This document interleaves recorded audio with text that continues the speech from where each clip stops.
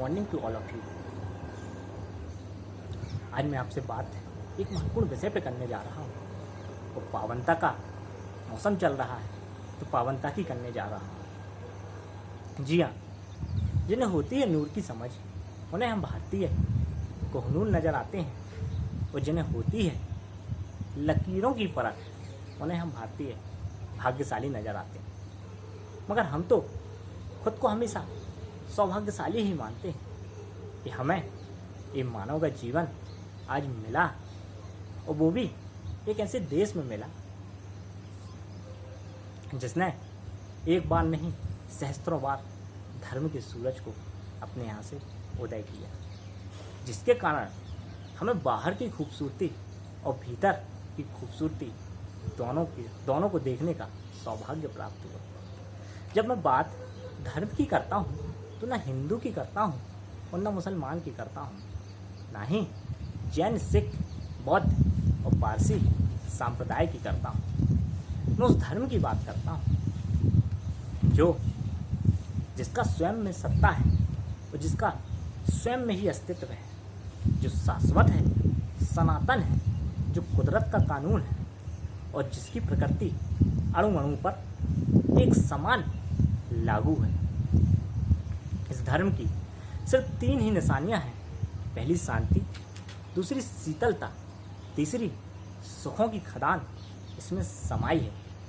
जब बात शांति की करते हैं तो इसका प्रमाण इस देश के उत्तर में खड़ा हुआ ये हिमालय सदियों से दे रहा है, और अपने भीतर असंख्य अरहंतों, अनेकों अनंतों, न जाने कितने बुद्ध पुरुषों, योगियों, तपस्वियों, ऋषियों, मुनियों, भिक्षुओं और भिक्षुणियों, साधुओं, संतों और सन्यासियों के तपों को अपने में समेटा हुआ है। योगी कोई भी हो, शांति को खोजने वाले हमेशा शांति को ही खोजते हैं, क्योंकि शांति हमारे लिए 16 कलाओं में, 16 संस्कारों में, 16 श्रृंगार में और 56 प्रकार के व्यंजनों में सबसे महत्वपूर्ण होती है।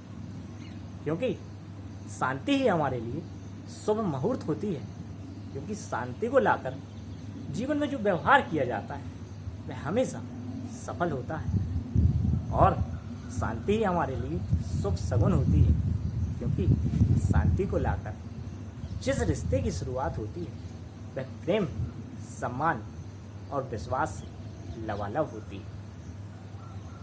रिश्ते भी कितने अजीब होते हैं ना, अपनों को पराया कर देते हैं और परदेशियों को अपना बना देते हैं।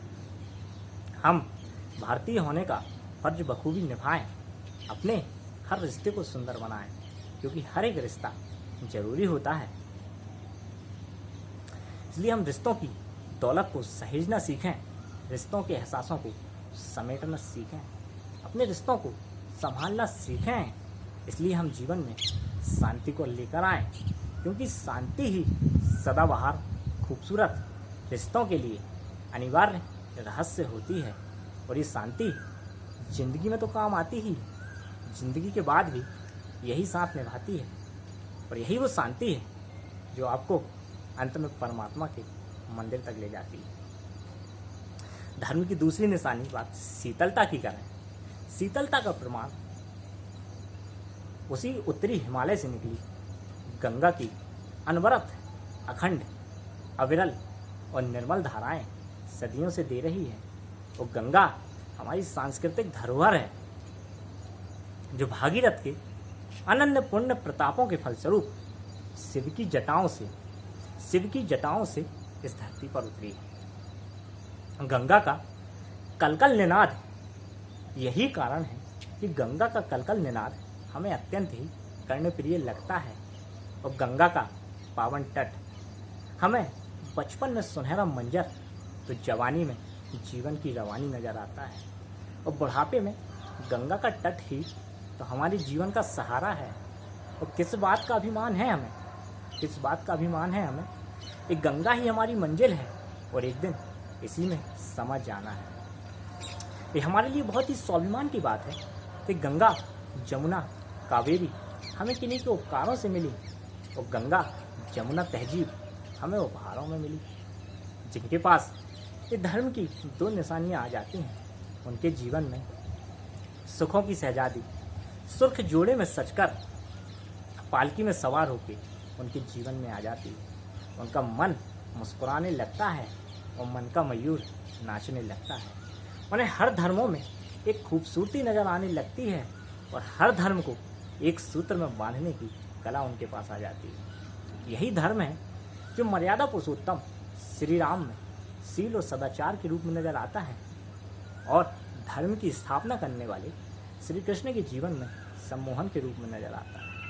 यही धर्म है जो मन को जीतने वाले महावीर इसके कारण जियो और जीने दो का पैगाम इस जहां को दे गए और एस धम्मो सनातनो की संकल्पना वाले तथागत गौतम इसे बिल्कुल सरल शब्दों में परिभाषित कर गए कि सभ्य पापस्य अकर्णम कुशलस्य उपसंपदा सचित्त परियोधपनम एतान बुद्धान शासनम। सभी अकुशल कर्मों से दूर रहना, कुशल कर्मों को संचित करना, अपने मन को हमेशा शुद्ध रखना, ये एक नहीं सभी बुद्धों का सार है। सच में कितने सौभाग्यशाली हैं हम कि हमें एक ऐसे देश में जन्म मिला जिसने दुनिया को अनेकता में एकता का अध्याय सिखाया और ऐसे लोगों ने इस देश में जन्म लिया जिसने दुनिया को वसुधैव कुटुंबकम का पाठ पढ़ाया। धर्म से ही हर बुद्धिमत्ता उपजती है और धर्म के साथ दुनिया की हर खूबसूरती खड़ी होती है। बात हम सिस्टर निवेदिता की करें या हम बात करें मदर टेरेसा की, हम बात रुक्मणी की करें या हम बात करें किशोरी श्री राधा रानी की, या हम बात करें कलयुग में जन्मी मीरा माँ की, हर खूबसूरती धर्म के साथ खड़ी होती है। क्योंकि धर्म ही हमें हर दर्द, हर दुख, हर विकार और व्यसन से मुक्त कर सकता है। क्योंकि हम कितने ही तीर्थों में स्नान कर लें, कितने ही व्रत और उपवास कर लें, कितने ही तीज और त्यौहार मना लें, किसी भी प्रकार की वेश और भूषा को अपने ऊपर उतार लें, हमारे मन की व्याकुलता हमें हमेशा बताती है कि हम धर्म से अभी बहुत दूर हैं। तो हम अपने मन की व्याकुलता से दूर निकलें, अपने तन को कमज़ोर करने वाली इन नींद की गोलियों से ऊपर उठें, अपनी आत्मा को कमज़ोर करने वाले इन व्यसनों से बाहर निकलें और हम धर्म को धारण कर लें। इस सावन में हम एक नई शुभ की शुरुआत करें, एक नए शुभ संकल्पों से खुद को भर लें और अपने शुभ संकल्पों को शिव संकल्पों में बदल लें और सत्यम शिवम सुंदरम की खोज पर निकलें। क्योंकि यही श्रीमद् भगवद गीता का संदेश है। ईश्वर कभी ये नहीं पूछता कि आपने कितने पाप किए या कितने पुण्य किए। ईश्वर हमेशा आपसे यही पूछता है कि जो जीवन हमने आपको उपहारों स्वरूप दिया था वह आप खुलकर जिए या सिकुड़कर जिए। क्योंकि सिकुड़ा हुआ इंसान जीवन में कभी कोई पुण्य कर नहीं सकता और खुला हुआ इंसान चाह कर भी जिंदगी में कोई पाप कर नहीं सकता। जो हो रहा है बहुत अच्छा हो रहा है, ये हमें गीता सिखाती है। और चाहे अच्छा हो रहा है या बहुत बुरा हो रहा है, बहुत जल्द बदलने वाला है, ऐसे श्री कृष्ण हमें सिखाते हैं। और धर्म हमें सिखाता है कि हम उन लोगों के साथ हो लें जो कृष्ण की मन की बात हमसे कर लें।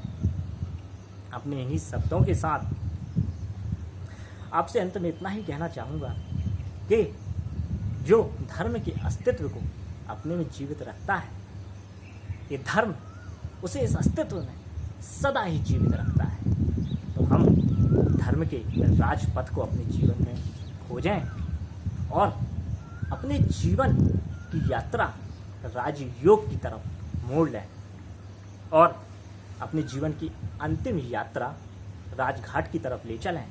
अपने इन्हीं शब्दों के साथ, इस प्यारी सी सुबह के साथ आपने इतना ध्यानपूर्वक मुझे सुना, इसके लिए आपका बहुत बहुत धन्यवाद।